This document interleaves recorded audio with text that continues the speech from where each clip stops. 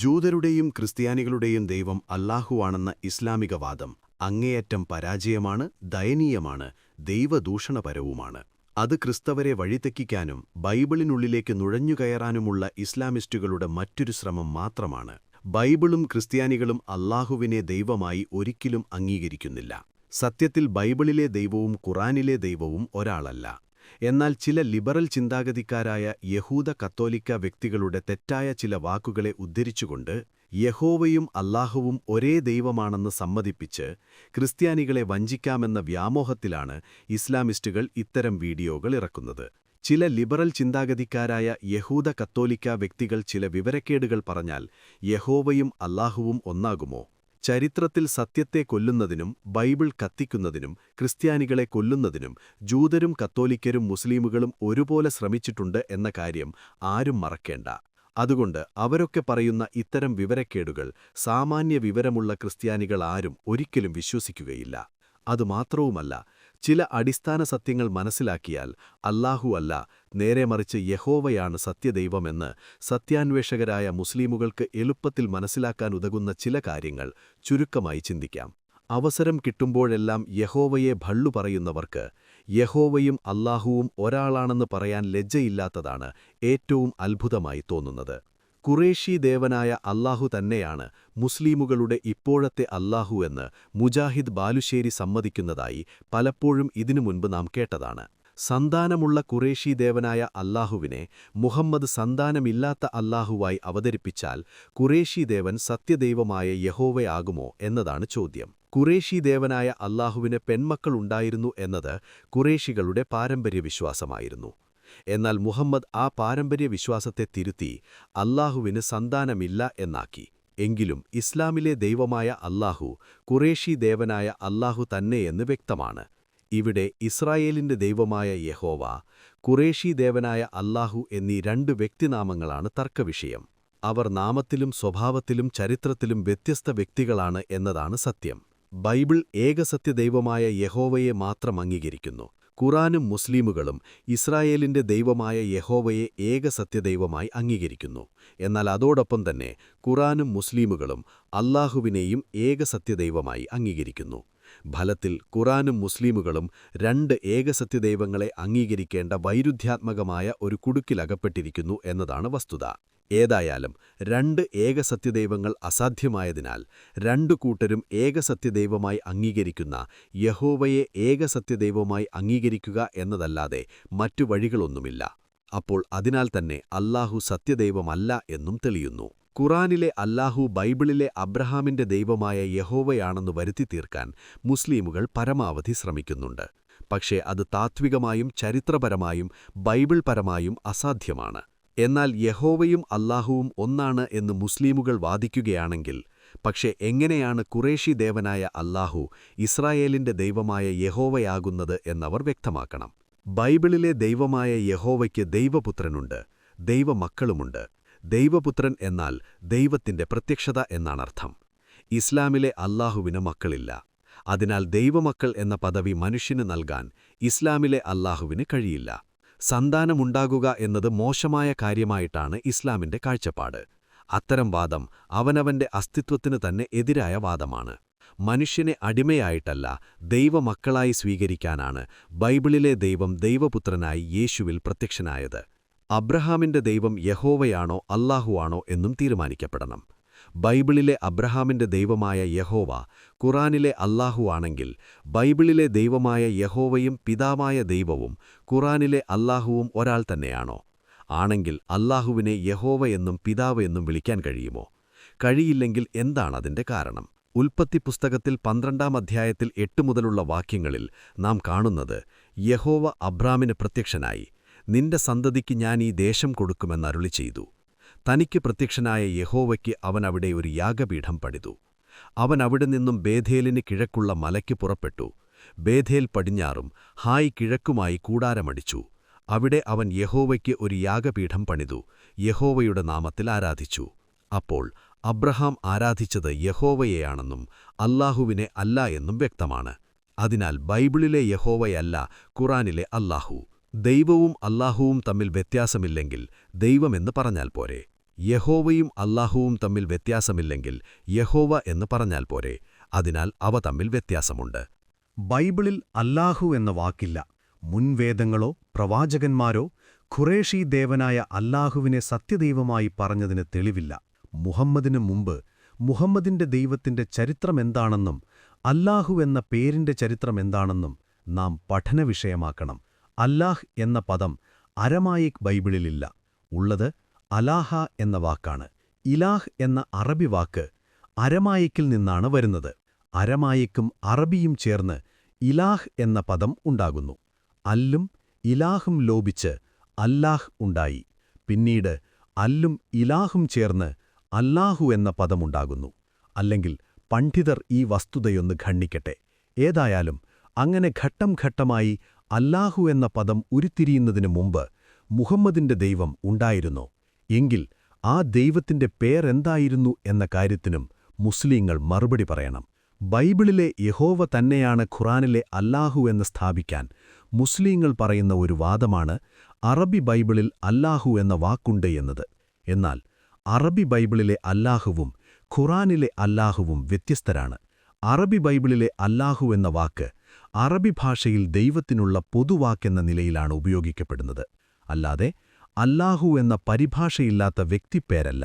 ഖുറാനിലെ അല്ലാഹു ഖുറാനിലെ ഇസ്ലാമിക ദൈവത്തിന്റെ വ്യക്തിപ്പേരാണ്. ദൈവത്തിന് പൊതുപേരായി ഇലാഹ് എന്ന വാക്ക് ഖുറാനിലുണ്ട്. അതുമാത്രവുമല്ല, അറബി ബൈബിളിലെ അല്ലാഹു ത്രിയേക ദൈവവുമാണ്. അറബി ബൈബിളിലെ അല്ലാഹു പിതാവും പുത്രനും പരിശുദ്ധാത്മാവുമായും ദൈവപുത്രനായും വെളിപ്പെട്ട യേശു യഹോവയാം ദൈവം തന്നെയാണ്. അതിനാൽ അറബി ബൈബിളിലെ അല്ലാഹു ഖുറാനിലെ അല്ലാഹുവിൽ നിന്ന് വ്യത്യസ്തനാണെന്ന് വ്യക്തമാകുന്നു. മലേഷ്യയിൽ 90% മുസ്ലിങ്ങളായതിനാൽ അല്ലാഹു എന്ന അറബി വാക്കിന്റെ ദൈവമെന്ന അർത്ഥം ആ ജനതയുടെ സംസ്കാരത്തിന്റെ ഭാഗമായി മാറി. അതിനാൽ അവിടെയുള്ള ക്രിസ്ത്യാനികളും അറബി ക്രിസ്ത്യാനികളെപ്പോലെ തന്നെ ദൈവത്തിന് അല്ലാഹു എന്ന വാക്കുപയോഗിക്കുന്നു. അത് വെറും സാംസ്കാരികമായൊരു സ്വാധീനമാണ്. അതല്ലാതെ ഖുറാനിലെ അല്ലാഹു ബൈബിളിലെ യഹോവയാണെന്നതിന് അതൊന്നും തെളിവല്ല. അവരൊന്നും അങ്ങനെ സമ്മതിക്കുന്നുമില്ല. ഖുറാനിലെ അല്ലാഹു ബൈബിളിൽ ഒരിടത്തുമില്ല. അല്ലാഹു ഏകദൈവമായി അംഗീകരിക്കപ്പെടുന്നത് എന്നുമുതലാണെന്നും എവിടെ നിന്നാണെന്നും ഇവർ കൃത്യമായി പറയണം. ഖുറാന് മുമ്പ് ഏതെങ്കിലും മതഗ്രന്ഥത്തിൽ അല്ലാഹു എന്ന വാക്കുണ്ടോ? ഏതെങ്കിലും പ്രവാചകൻ അല്ലാഹു എന്ന പേര് ഉപയോഗിച്ചതിന് തെളിവുണ്ടോ? ബൈബിളിലെ ഒരു പ്രവാചകനും അല്ലാഹുവിനെ അറിയില്ല. അല്ലാഹു മുഹമ്മദിന്റെ കാലം വരെ ഖുറേഷി ഗോത്രത്തോട് മാത്രം ബന്ധപ്പെട്ടു നിന്ന ദേവനായിരുന്നു. ഖുറാൻ 6-ാം അധ്യായം 92-ാം വാക്യപ്രകാരം ഖുറാൻ മക്കയിലും അതിന്റെ ചുറ്റുഭാഗത്തുമുള്ളവർക്ക് താക്കീത് നൽകാനുള്ളതാണെന്നും പറയുന്നു. എന്നാൽ അതിനു മുമ്പുള്ള ഇസ്ലാമിന്റെ 1,00,000-ലധികം പ്രവാചകരിൽ ആരും അല്ലാഹു ഏകദൈവമാണെന്ന് പറഞ്ഞിട്ടില്ല. എന്നാൽ ബൈബിൾ പ്രവാചകർ യഹോവ ഏകദൈവമെന്നും യേശു യഹോവയാണെന്നും വ്യക്തമാക്കിയിട്ടുണ്ട്. ഖുറാനിലെ 38-ാം അധ്യായം 4 മുതൽ 6 വാക്യത്തിൽ അല്ലാഹു ഏകദൈവമാണെന്ന മുഹമ്മദിന്റെ വാദത്തെ ഖുറേശികൾ പോലും എതിർത്തു. ഈ വസ്തുത വ്യക്തമാക്കുന്നത് അല്ലാഹു ഏകദൈവമാണെന്ന വാദം മുഹമ്മദിനു മുമ്പ് ഇല്ലായിരുന്നു എന്നാണ്. AD 600 കാലഘട്ടത്തിനു മുമ്പ്, അതായത് മുഹമ്മദിനു മുമ്പ്, ഖുറേഷി ദേവനായ അല്ലാഹു ഏകദൈവമാണെന്ന വാദവും ഇല്ല, തെളിവുമില്ല. ഖുറേഷി ദേവനായ അല്ലാഹുവിനെ സാർവത്രികമാക്കി ഏകദൈവമാക്കി ഇസ്രായേലിന്റെയും ദൈവമാക്കി യഹോവയെപ്പോലും ഒതുക്കിക്കളയാനാണ് മുസ്ലിങ്ങളുടെ ശ്രമം. ഖുറേഷി ഗോത്രദേവനായ അല്ലാഹു ഏകദൈവമാകുന്നത് AD 600 കാലഘട്ടത്തിൽ മുഹമ്മദിന്റെ പ്രവർത്തനഫലമായിട്ടാണെന്ന് വളരെ വ്യക്തമാണ്.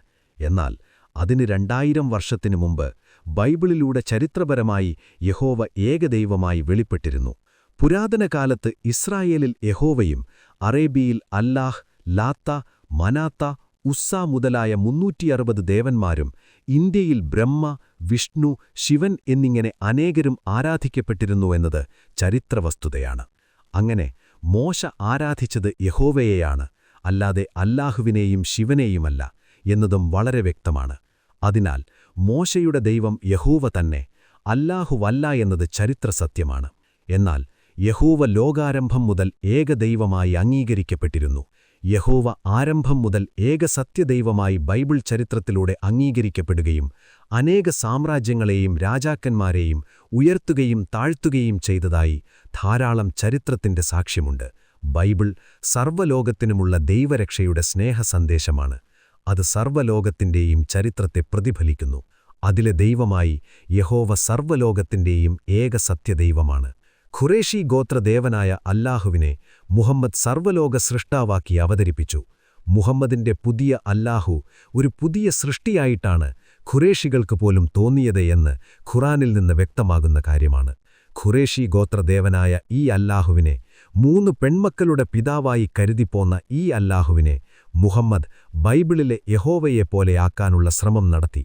അതിനായി ബൈബിളിലെ അനേക കാര്യങ്ങൾ ഖുറാനിലേക്ക് സ്വീകരിച്ചു.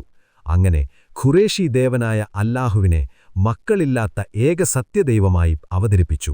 അങ്ങനെ ഖുറേഷി ദേവനായ അല്ലാഹുവിനെ യഹോവയുടെ കുപ്പായമിടുവിച്ച് ബൈബിളിൽ മാമ്മൂദീസ മുക്കുന്നു.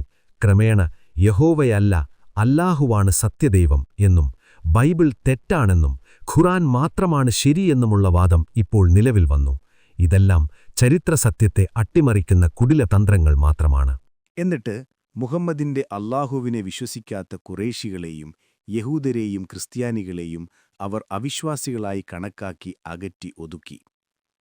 അങ്ങനെ ഈ പുതിയ അല്ലാഹു മുഹമ്മദിന്റെ സൃഷ്ടിയും അവതരണവുമാണ് എന്ന് ഖുറൈശികൾക്ക് പോലും വ്യക്തമായിരുന്നു.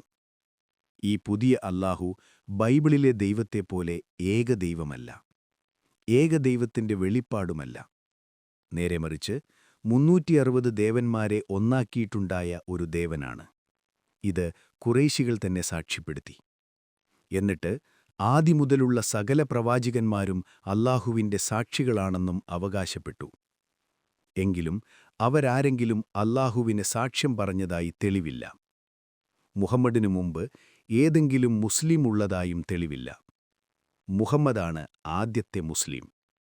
അതിനാൽ ഇസ്ലാമിനും മുഹമ്മദിനും മുമ്പ് പിറകോട്ട് അവർക്ക് ബൈബിളിന്റെ മേൽ ഒരു സ്വാധീനവും അവകാശപ്പെടാനില്ല.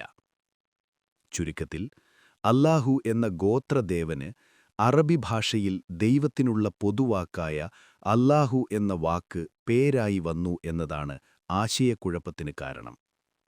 ഏതായാലും ആ വ്യക്തിദേവന് ക്രമേണ ബൈബിളിലെ ദൈവത്തിനുള്ള വിശേഷണങ്ങൾ നൽകപ്പെട്ടു. അങ്ങനെ ഒരു ഗോത്രദേവനെ സർവശക്തനായ ദൈവമായി സാർവദേശീയമായി രൂപാന്തരപ്പെടുത്തി ഉയർത്തിക്കാണിക്കുന്നു. അതാണ് ആശയക്കുഴപ്പത്തിന് കാരണം. അപ്പോൾ മനുഷ്യൻ തന്റെ ദൈവിക സങ്കല്പങ്ങളെ ദൈവമായി ചിത്രീകരിക്കുന്നതും ദൈവം സ്വയം ചരിത്രത്തിൽ മനുഷ്യസമൂഹത്തിന് ഇസ്രായേൽ ജനതയിലൂടെ അനേകം ദൃക്സാക്ഷികളിലൂടെ സ്വയം വെളിപ്പെടുത്തുന്നതും തമ്മിലുള്ള വ്യത്യാസം മനസ്സിലാക്കിയാൽ തീരുന്ന വിഷയം മാത്രമാണ് മുസ്ലിമുകൾക്കുള്ളത്. ദൈവമല്ലാത്ത ഒരാളെ ദൈവമാക്കുന്നതും സർവശക്തനായ ദൈവം മനുഷ്യരൂപമെടുത്തുവന്നപ്പോൾ അദ്ദേഹത്തെ ദൈവമായി അംഗീകരിക്കുന്നതും തമ്മിൽ ഒത്തിരി വ്യത്യാസമുണ്ട് എന്ന് മുസ്ലിമുകൾ മനസ്സിലാക്കണം. ഖുറൈശി ദേവനായ അല്ലാഹുവിനെ ഏകസത്യദൈവമാക്കുന്നവരോ അതോ ഏകസത്യദൈവമായ യഹോവ മനുഷ്യരൂപമെടുത്തുവന്ന് സ്വന്തം ജീവരക്തം നൽകി മനുഷ്യനെ സ്നേഹിച്ച യേശുവിനെ ആരാധിക്കുന്നവരോ, ആരാണ് യഥാർത്ഥത്തിൽ വഞ്ചിക്കപ്പെടുന്നത് എന്ന് നിഷ്പക്ഷമതികൾ മറുപടി പറയട്ടെ. യെശയ്യാവിന്റെ പുസ്തകം 9-ാം അധ്യായം 6-ാം വാക്യത്തിൽ നാം വായിക്കുന്നത്, നമുക്കൊരു ശിശു ജനിച്ചിരിക്കുന്നു, നമുക്കൊരു മകൻ നൽകപ്പെട്ടിരിക്കുന്നു, ആധിപത്യം അവന്റെ തോളിലിരിക്കും. അവന് അത്ഭുതമന്ത്രി, വീരനാം ദൈവം, നിത്യപിതാവ്, സമാധാനപ്രഭു എന്ന് പേർ വിളിക്കപ്പെടും. ഇത് ക്രിസ്തുവിനെ വീരനാം ദൈവം എന്ന് വിളിക്കുന്ന പ്രവചനമാണ്. ചുരുക്കത്തിൽ ഇത്തരമൊരു വൻ ക്രിസ്തുവിരുദ്ധ ഇസ്ലാമിക പദ്ധതിയിലൂടെ ഏകസത്യദൈവമായ യഹോവ മനുഷ്യരൂപമെടുത്തുവന്ന ദൈവപുത്രനായ യേശുവിന്റെ ദൈവത്വം, രക്ഷാകലമായ മരണം, ഉയിർപ്പ് എന്നിവ വളരെ തന്ത്രപ്രപരമായി നിഷേധിക്കുന്നു എന്നതാണ് പരിതാപകരമായ വസ്തുത. ഖുറാനിലെ അല്ലാഹു ബൈബിളിലെ അബ്രഹാമിന്റെ ദൈവമായ യഹോവയാണെന്ന് തെറ്റിദ്ധരിച്ച് തങ്ങൾ വഞ്ചിക്കപ്പെടുകയാണ് എന്ന് മുസ്ലിമുകൾ മനസ്സിലാക്കണം. ഇത് വെറുമൊരു തർക്കവിഷയമായി നിസ്സാരവൽക്കരിക്കരുത്. ഇത് നിത്യജീവന്റെയും രക്ഷയുടെയും വിഷയമാണ്. യഥാർത്ഥ സ്വർഗവും മുസ്ലിങ്ങൾ ചിന്തിക്കുന്ന തരത്തിൽ ഉള്ളതല്ല എന്ന് മനസ്സിലാക്കാൻ സാമാന്യബുദ്ധി ധാരാളം മതി. അതുപോലും സ്വതന്ത്രമായി ചിന്തിക്കാൻ കഴിയാത്തവർക്ക് ഇതെല്ലാം മനസ്സിലാക്കാൻ കുറച്ചു പ്രയാസമായിരിക്കും. നേരം വെളുക്കാൻ കുറച്ചു താമസിക്കും.